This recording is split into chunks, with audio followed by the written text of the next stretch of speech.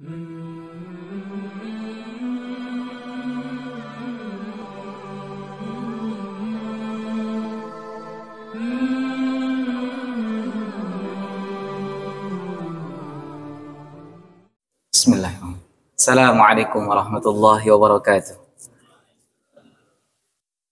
Alhamdulillahi wahdah alladzi arsala ilaina nabiyyar rahmah wa zayyanahu birrijal haulahu yusamma bis sahabah wa asyhadu an la ilaha illallah wa asyhadu anna sayyidana Muhammadar Rasulullah. Allahumma shalli ala sayyidina Muhammadin wa ala alihi wa sahbihi ajma'in. Amma ba'du. Para hadirin yang dimuliakan oleh Allah, sejak awal kemunculannya manusia senantiasa berkaitan dengan ilmu. Nabi Adam dimuliakan melebihi dari malaikat juga dengan ilmu. Mengingat begitu pentingnya ilmu, maka para ulama, terutama ulama umat ini, mereka berusaha menggali dan juga mengoptimalkan kemampuan yang mereka miliki untuk menghasilkan keilmuan agar umat ini dapat menerima pengetahuan dan juga informasi yang benar. Salah satu dari rumpun keilmuan yang diusahakan oleh para ulama yaitu adalah keilmuan yang berkaitan tentang validitas atau keaslian dari informasi, atau dalam bahasa Arab kita kenal dengan ilmu at-taufiq. Dari rumpun keilmuan ini muncullah beberapa ilmu turunan. Di antaranya ilmu mustalah hadis, ilmu yang mempelajari tentang hadis. Tujuannya apa? Supaya hadis yang sampai kepada kita otentik, supaya hadis yang sampai kepada kita adalah hadis yang asli, yang dekat dengan kebenaran sebagaimana digambarkan oleh Rasulullah SAW. Kemudian ada ilmu-ilmu yang lain, ada ilmu tarikh, ilmu sejarah, dan ada ilmu dari rumpun ini juga menghasilkan ilmu yang menjadi ciri khas dari kaum muslimin, yaitu ilmu sirah. Nah, pada saat ini kita akan membahas tentang ilmu sirah. Walaupun bukan sirah an-nabawiyah, akan tetapi erat kaitannya dengan sirah nabawiyah, yaitu sirah sahabat, yaitu sejarah para sahabat. Hadirin yang dimuliakan oleh Allah, kita akan coba mengulik sedikit sepenggal kisah dari para panglima perang Mu'tah. Tokoh-tokoh perang Mu'tah. Tentunya topik ini sangat berkaitan erat dengan perang Mu'tah yang sudah dijelaskan oleh Maulana Syekh Hilmi dengan begitu jelas, dengan begitu detail. Akan tetapi kita akan mencoba menguliknya dari sisi lain. Kita mengenal bahwasanya dalam perang Mu'tah kita memiliki, atau umat ini memiliki 3 panglima. Ya, yang panglima tersebut tentunya dipilih oleh Rasulullah SAW secara berurutan, yaitu sahabat Zaid bin Harithah radhiyallahu anhu. Kemudian ketika beliau wafat, beliau gugur, digantikan oleh sahabat yang lain adalah sahabat Sayyidina Ja'far At-Tayyar atau Ja'far ibni Abi Thalib. Kemudian pada akhirnya digantikan oleh siapa? Oleh Sayyidina Abdullah ibni Rawahah. Kita sedikit mengingat kembali tentang perang tersebut. Perang tersebut Mu'tah adalah sebuah daerah yang ada ya, atau yang terletak di daerah Jordan kalau sekarang ya, dekat dengan Laut Mati. Kejadian ini terjadi pada tahun 8 Hijriah, Jumadal Ula, tahun 8 Hijriah. Yang uniknya, tentunya kalau seandainya sebab muasalnya sudah dijelaskan oleh beliau, akan tetapi ada sesuatu yang unik di sini, yaitu ketika pasukan muslimin yang berjumlah 3.000 berhadapan dengan pasukan kaum musyrikin atau kaum kufar ya. Di sini mungkin karena ahli kitab, bukan kaum kafir, yang mereka jumlahnya adalah 100.000. Tentunya bisa dibayangkan oleh hadirin, oleh para bapak yang kebetulan hadir di sini, 3.000 lawan 100.000. Apa yang bisa kita harapkan dari nilai atau dari jumlah seperti ini? Tentunya perangnya begitu berkecamuk ya. Akan tetapi sebagaimana yang diungkapkan oleh Imam Zarqani dalam syarahnya terhadap Mawahibul Laduniyah, bahwasanya ternyata korban perang dari pihak kaum muslimin ya, yang diserang bahkan katanya bukan 100.000, akan tetapi 200.000, itu selama 7 hari korbannya yang jatuh adalah 12. 12. Hanya 12 saja. Hal ini menguatkan tentunya tentang keyakinan kita sebagaimana yang difirmankan oleh Allah Subhanahu wa taala bahwasanya waman nasru illa min indillah. Kemenangan itu bukanlah pada seberapa besar kalian jumlah kalian, seberapa besar uang yang dimiliki. Amerika ribuan triliun yang mereka infakkan, yang mereka habiskan untuk mempengaruhi atau memperkuat kemiliteran mereka, tapi dengan pasukan yang dimiliki oleh Allah, dengan makhluk yang dimiliki oleh Allah Subhanahu wa taala, ternyata mereka kerepotan hanya dengan angin saja. Seperti itulah. Baiklah, hadirin yang dimuliakan oleh Allah, langsung saja kita tidak terlalu panjang terkait masalah perang Mu'tah ini, tetapi akan kita lebih fokuskan terhadap tokoh. Ya, ketiga tokoh tersebut apa saja yang bisa kita ambil dari biografi ataupun sejarah ataupun peninggalan-peninggalan akhlak yang beliau tinggalkan untuk kita. Mudah-mudahan harapannya kita dapat mengikuti dan meniru dan meneladani akhlak-akhlak mulia yang beliau sudah inisiasi atau sudah mulai. Hadirin yang dimuliakan oleh Allah, kita akan membahas tokoh yang pertama, yaitu adalah siapa? Mungkin ada yang mengenal siapa? Yang pertama panglima perang dalam perang Mu'tah adalah Zaid bin Harithah. Ya, ahsantum. Ya, Zaid bin Harithah.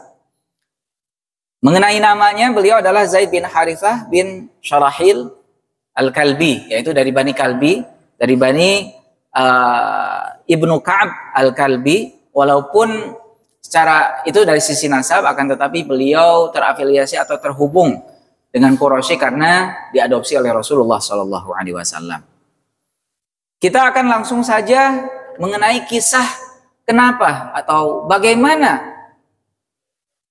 bisa beliau hadir di keluarga Rasulullah SAW. Cerita itu bermula ketika ibunda beliau yang bernama Su'dah binti Tha'labah dari Bani Ma'an, ya, yang berkunjung atau mengunjungi kaumnya, yaitu Bani Ma'an.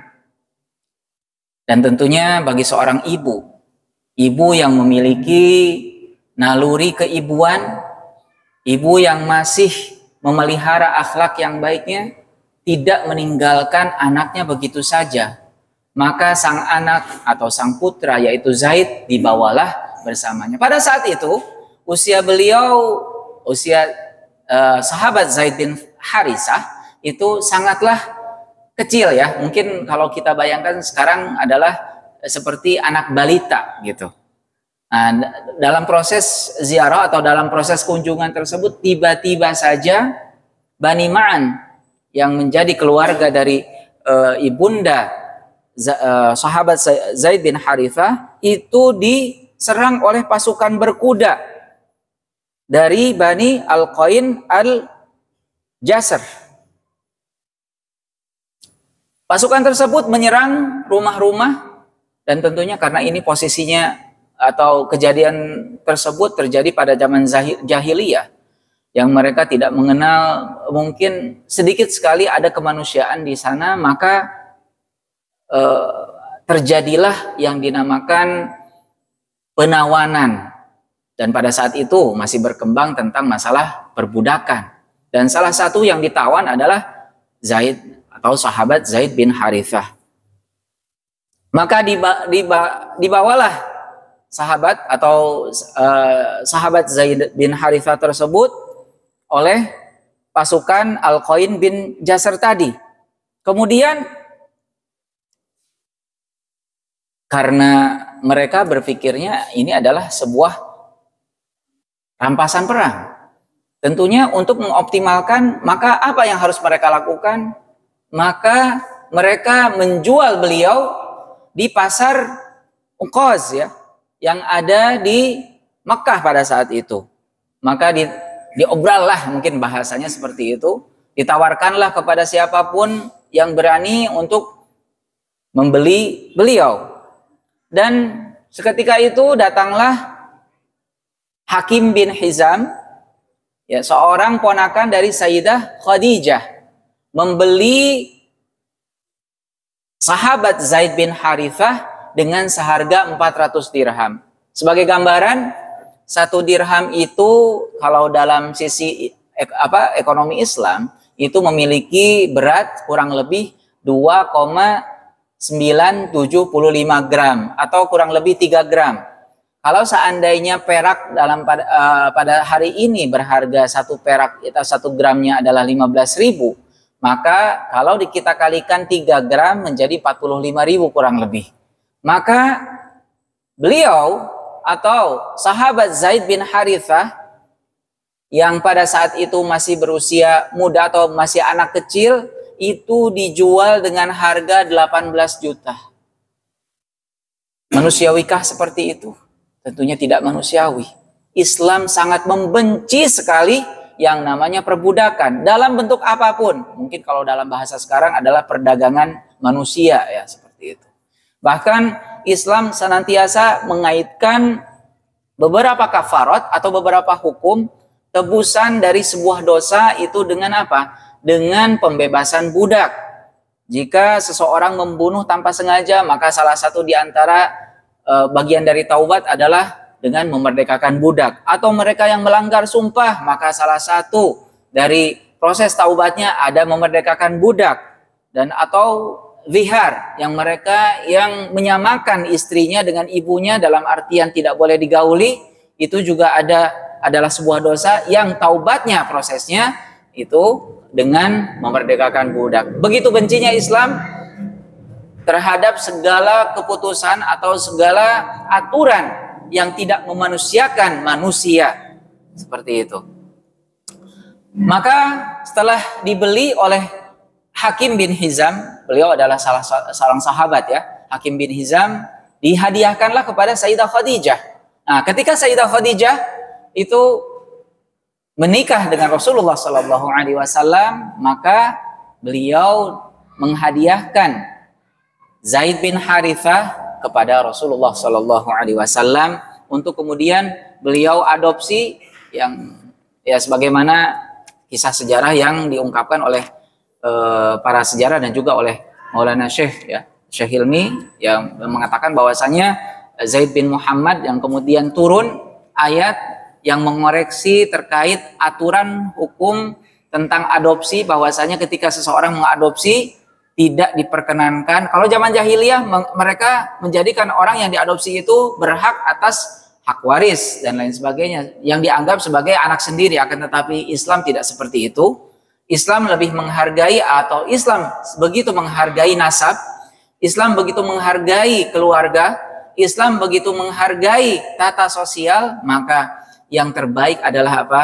Yang terbaik adalah orang yang diadopsi atau anak yang diadopsi itu tetap dijelaskan siapa orang tua yang aslinya. Nah, namun bisa kita lihat tentunya ketika sebuah nikmat, ya, sebuah nikmat yang didapatkan oleh Zaid bin Harithah, sahabat Zaid, begitu bisa dekat dengan Rasulullah SAW, ini adalah sebuah nikmat. Siapa yang dari kita yang tidak ingin kita dekat dengan Rasulullah SAW? Siapa anak kecil mana yang tidak ingin dijadikan anak oleh Rasulullah SAW? Tapi ini adalah sebuah nikmat. Kadang nikmat tersebut datang ujian. Ya. Ketika beliau mengangkat, atau ketika Rasulullah SAW mengangkat Zaid bin Harithah menjadi anak angkatnya, turunlah ayat di surat Al-Ahzab yang mengatakan ud'uhum li'abaihim wa aqsatu indallah. Ini ujian berat bagi beliau. Yang sebelumnya sebagaimana diriwayatkan oleh Imam Bukhari bahwa para sahabat dan orang-orang lain memanggil Sayyidina Zaid bin Harithah ini adalah sebagai Zaid bin Muhammad, maka ketika turun ayat tersebut maka dikembalikanlah beliau yang memulai ketaatan tersebut. yaitu sahabat Zaid bin Harithah yang mulai mengikrarkan saya adalah Zaid bin Harithah bukan Zaid bin Muhammad. Tentunya dalam hatinya remuk. Tentunya dalam hatinya ada kesedihan, raut kesedihan. Namun itulah kesabaran. Itulah ketaatan yang ditunjukkan oleh para sahabat. Dan Allah Subhanahu wa taala tidak pernah menyia-nyiakan orang-orang yang taat. Dan Allah Subhanahu wa taala tidak akan pernah memandang remeh mereka yang bersabar. Maka Allah Subhanahu wa taala memberikan kompensasi, memberikan ganti rugi yang luar biasa tentunya. Ganti rugi tersebut yaitu apa ganti ruginya? Dalam permulaan ayat Allah Subhanahu wa taala menjelaskan tentang Zaid bin Harithah ini dengan kata-kata wa ittaqulu lilladzi an'amallahu alaihi. Dan ketika engkau wahai Rasulullah sallallahu alaihi wasallam berucap kepada apa? Kepada orang yang diberikan nikmat oleh Allah, diberikan nikmat keimanan. Dalam artian apa? Zaid bin Harithah adalah ahli surga. Nikmat apa lagi selain dari surga? Apalagi ini sudah dikuatkan oleh Al-Qur'an. Kemudian bukan hanya itu saja, akan tetapi nama beliau Zaid satu-satunya nama sahabat yang diabadikan oleh Al-Quran. Zai, Ya, Dal. Kalau kita niat membacanya dengan sebagai Al-Quran, maka kita akan memperoleh ibadah, memperoleh pahala. Dengan tiga kata saja kita memperoleh 30 kebaikan dari Allah Subhanahu wa taala. Maka rasa sabar yang tadi, rasa remuk ya, ketika kehilangan sosok bapak atau bukan kehilangan hubungan yang diakukan oleh Rasulullah Shallallahu Alaihi Wasallam yang semula Zaid ibni Muhammad kemudian jadi Zaid ibni Harithah, tapi Allah Subhanahu Wa Taala mengganti kesabaran beliau menjadi pahala, menjadi kebaikan yang akan dibaca oleh umat muslimin sampai di yaumul kiamah. Itulah. Maka dari kita pesan pertama mungkin di sini, ibrah adalah pelajaran pertama bahwasanya nikmat itu akan ada ujian. Kalau seandainya kita taat dan kita sabar atas ujian tersebut, Allah Subhanahu wa taala tidak akan pernah menyia-nyiakan ketaatan ataupun kesabaran yang kita jalani itu. Kemudian hadirin yang dimuliakan oleh Allah, mengenai posisi beliau yang begitu dicintai oleh Rasulullah Shallallahu Alaihi Wasallam karena julukan beliau adalah Hibbun Nabi, dan bahkan putra beliau juga dijuluki dengan Hibbun Nabi. Maka beliau memiliki dua julukan ya, Hibbu Rasulillah dan Abu Hibbi Rasulillah Shallallahu Alaihi Wasallam. Atas dasar kemuliaan tersebut, para sahabat pun mereka menaruh hormat kepada sahabat Zaid bin Harithah. Bahkan dikabarkan sebagaimana diceritakan atau diriwayatkan oleh Ibnu Hajar Al-Asqalani dalam Fathul Barinya mengatakan bahwasanya Ibnu Umar, Abdullah ibni Umar, putra dari Sayyidina Umar, mengatakan bahwasanya Umar bin Khattab begitu mencintai Zaid bin Harithah dan begitu mencintai putra dari Zaid bin Harithah yaitu Usama. Bahkan kalau seandainya memberikan jajan mungkin istilahnya kalau dalam bahasa kita, atau memberikan sesuatu hadiah, maka akan memberikan hadiah yang lebih banyak daripada anaknya sendiri. Dan ini adalah perwujudan implementasi keimanan Umar ya, ketika Rasulullah SAW mengatakan bahwasanya apa yang dicintai oleh Rasulullah harus kamu lebih cintai daripada yang kamu cintai. Maka Sayyidina Umar menjadikan seluruh yang dicintai oleh Rasulullah SAW di atas dari kecintaan atau di atas dari apa yang dicintai oleh Sayyidina Umar, bahkan di atas dari keluarganya. Ya, ketika ditanya alasan, ya wajar. Seorang anak bertanya, kenapa Bapak memberikan lebih kepada Usama bin Zaid daripada saya? Kenapa Bapak memberikan uang jajan yang lebih kepada dia daripada anaknya sendiri? Jawabannya apa? Innahu kana ahabbu ila Rasulillah. Innahu kana ahabba ila Rasulillah. Bahwasanya Usama ini lebih dicintai oleh Rasulullah SAW dan bapaknya yaitu Zaid bin Harithah lebih dicintai daripadaku. Maka ya apa yang harus saya lakukan? Ya hanya satu yang bisa saya lakukan, yaitu lebih mencintai atau lebih memberikan hadiah lebih daripada saya dan juga keluarga saya. Kemudian Zaid bin Harithah ini adalah salah satu orang yang dimuliakan oleh Allah Subhanahu wa taala dan keluarga yang unik ya. Salah satu di antara dua keluarga yang memiliki 4 generasi sahabat, dari mulai bapak, anak, cucu sampai cicit. Bapaknya siapa? Harithah. Harithah masuk Islam. Ini putranya itu Zaid bin Harithah. Putra beliau Usama juga adalah sahabat. Dan cucunya beliau Usama ini sekalipun nikah dalam usia yang dini, tapi sudah memiliki anak ya. Pada saat ketika Rasulullah SAW wafat, beliau kalau nggak salah usianya adalah 16. Tapi beliau sudah memiliki anak, dan anak tersebut sudah melihat Rasulullah, yaitu Muhammad bin Usama. Sama dengan keluarga Abu Bakar As-Siddiq, yaitu bapaknya Abu Quhafah masuk Islam, dan putranya adalah Abu Bakar As-Siddiq. Kemudian putri Abu Bakar As-Siddiq adalah Asma. Nah, dan kemudian Sayyidah Asma melahirkan sahabat, yaitu yang dinamakan Abdullah ibni Az-Zubair, yaitu yang sempat meminum darah Rasulullah SAW ketika Rasulullah SAW hijamah.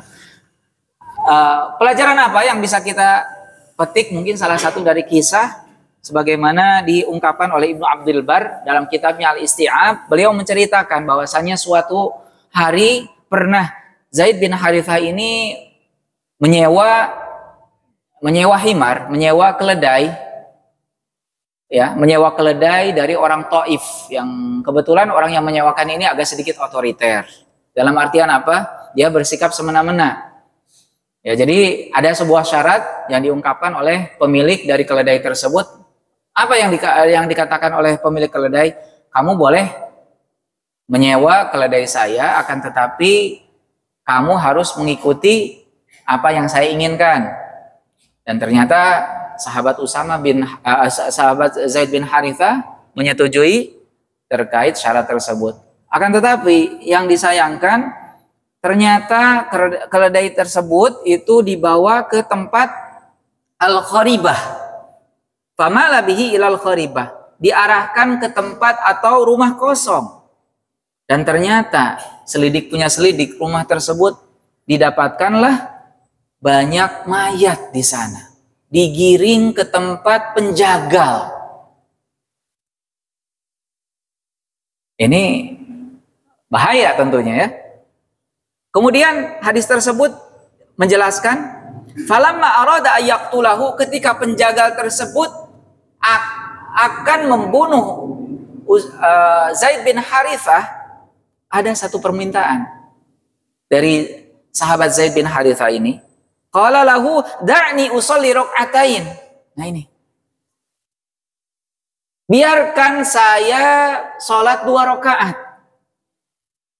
Para sahabat ketika menerima wahyu itu tidak hanya masuk kuping sebelah kiri, kemudian keluar dari kuping sebelah kanan atau sebaliknya. Tidak, akan tetapi mereka begitu taat dan begitu meresapi sehingga melaksanakan apa yang diperintahkan oleh Al-Quran. Al-Quran menyampaikan dalam surat Al-Baqarah, wasta'inu bis-sabri was-salah. Ini yang mulai kita tinggalkan mungkin pada saat ini, pada zaman ini. Ketika kita menginginkan sesuatu hal terwujud, atau ketika kita berada dalam kondisi sempit, kita kadang begitu terikat dengan usaha-usaha yang kita lakukan. Kita lupa bahwasanya Allah Subhanahu wa taala telah berpesan, ketika kita dalam posisi yang terjepit, maka meminta tolonglah dengan apa? Dengan kesabaran dan dengan sholat. Ini Sayyidina Zaid bin Harithah memahami hal tersebut, maka meminta ketika akan dibunuh, tolong kasih kesempatan saya untuk sholat 2 rakaat. Sang penjagal tersebut mengatakan, ya sudah.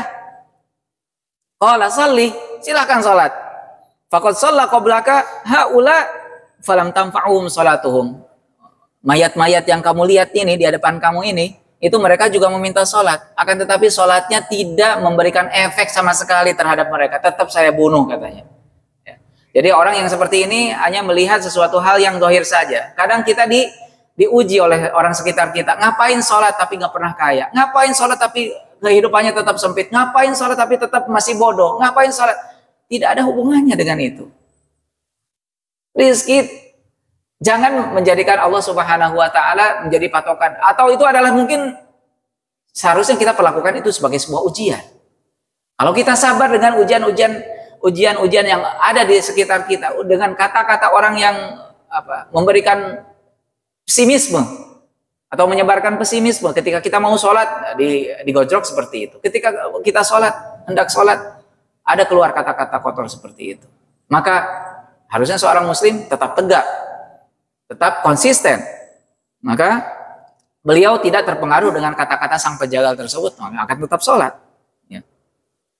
Falam tanfa'uhum sholatuhum syai'an, kata sang penjagal, sholat kamu itu tidak akan berpengaruh apa-apa, tetap kamu akan meninggal, tetap kamu akan saya bunuh, katanya.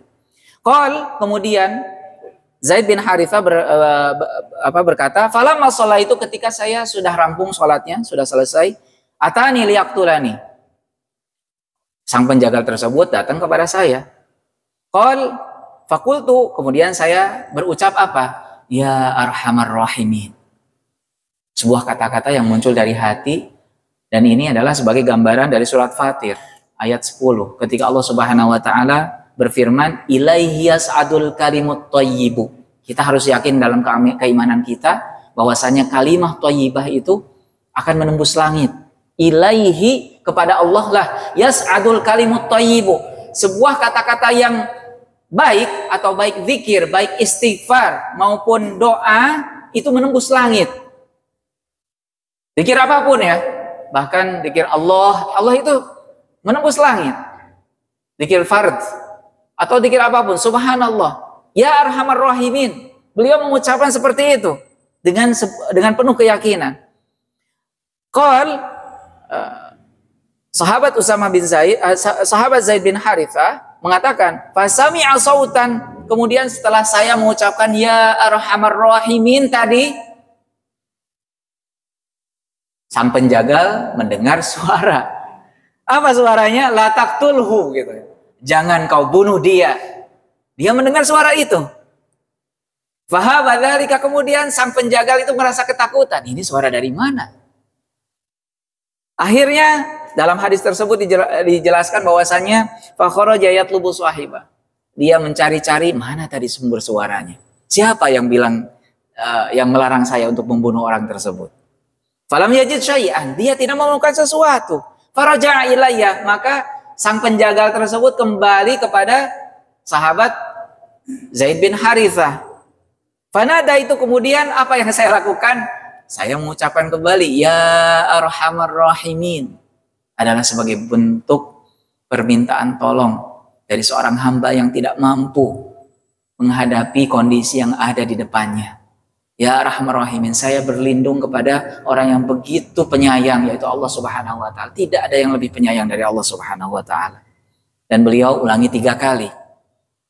Faida, tiba-tiba, idza fujaiyah dalam ilmu nahwu itu, tiba-tiba setelah ketiga kali beliau melihat faida ana bifarisin ala farasin.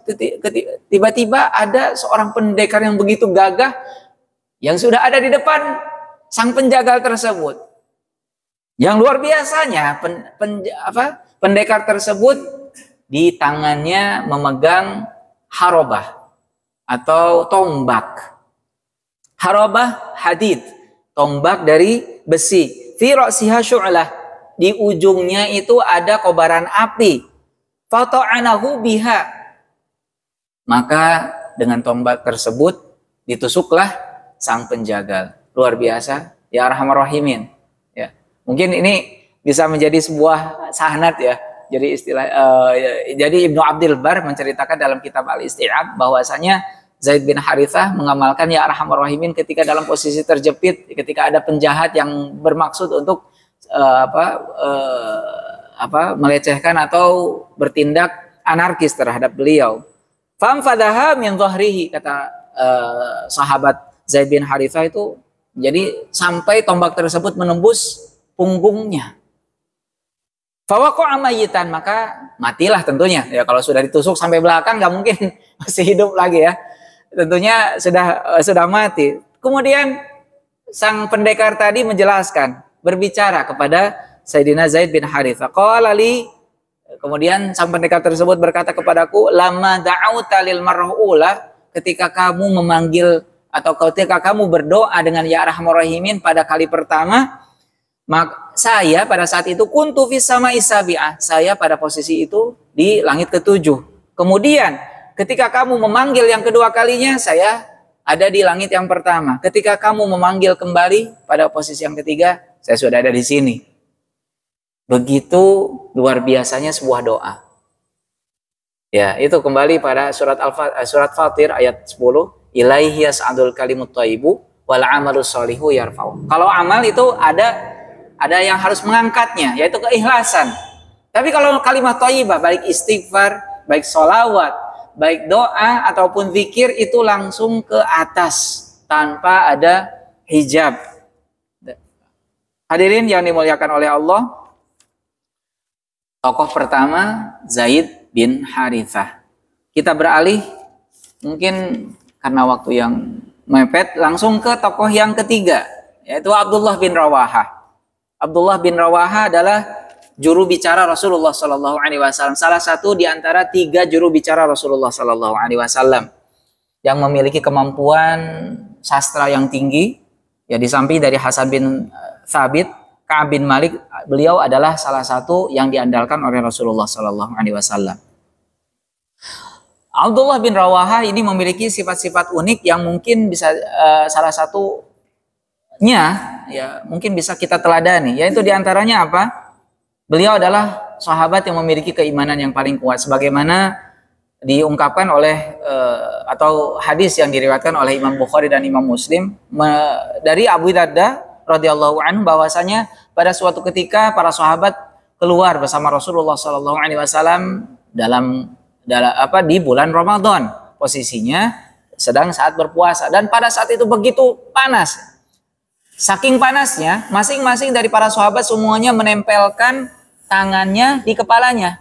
Ya, kalau sekarang mungkin di Saudi ya, sekitar 49 derajat, 50 kalau seandainya puasanya di bulan di musim panas. Bisa dibayangkan pada zaman dulu 50 derajat, tidak ada kipas angin, tidak ada AC, dan tidak ada mungkin dari sebagian para sahabat itu tidak memiliki sendal bahkan. Coba bisa dibayangkan. Ya. Tapi kata Abu Darda radhiyallahu anhu mengabarkan bahwasanya semua dari kita itu pada buka, nggak kuat, kecuali ada 2 orang, yaitu Rasulullah SAW dan Abdullah bin Rawaha. Sifat keduanya, sebagaimana diungkapkan oleh Al-Hafidh Ibnu Hajar Al-Asqalan dalam Fathul Bari, dan juga diriwayatkan dari Imam Baihaqi di Syu'abul Iman dan Ibnu Abi Syaibah dalam Musannifnya, dan juga Imam Ahmad, dan hadisnya adalah sahih, yaitu beliau memiliki sifat, yaitu dan ini sifat ini dipuji oleh Rasulullah SAW, yaitu senantiasa membuat majelis zikir dimanapun. Nah, ternyata ini ada asal usulnya dari para sahabat. Itu diungkapkan oleh hadisnya, disebutkan oleh ini hadisnya dari Baihaqi ya. Anna Nabiya sallallahu alaihi wasallam qol, diriwayatkan kembali oleh Ibnu Hajar Al-Asqalan bahwasanya rahimallahu Ibnu Rawaha. Allah Subhanahu wa taala merahmati Ibnu Rawaha.